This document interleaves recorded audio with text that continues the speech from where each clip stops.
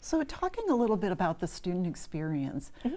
let's start with, what do you think the expectations were that they brought with them to this new format? Were most of them aware that it was going to be different, or did they kind of gloss over that and not realize?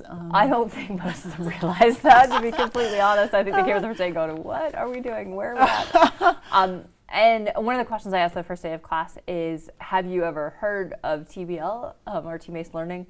And then have you ever taken a class like this? And the awareness level, if I remember correctly, was 60-75%. People had heard of it. It wasn't a new term for many of them. But having ever taken a class like that, those numbers were really low, like 10-15%.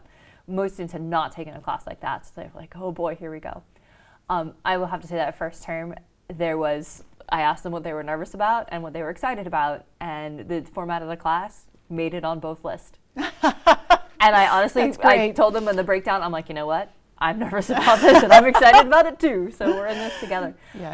And so that made it onto both lists. I think by the end of the semester, I had many people on board, but some people not. I had a very vocal group that was resistant to it, and they have an option. I've always taught the class where you can come and just take the exams, and your grade can be based on the exams only. You prepare however you want. You don't have to come to class. You don't have to do homework. You just have to take the exam so I can evaluate your knowledge on it. And I've always had that option, and I think that option, I'm glad that I had it established already, and it carried over, and it carried over well in the 2 terms I've done it. I was really glad to have that to say to somebody, but I am not a group person. I really think it's absolutely fine.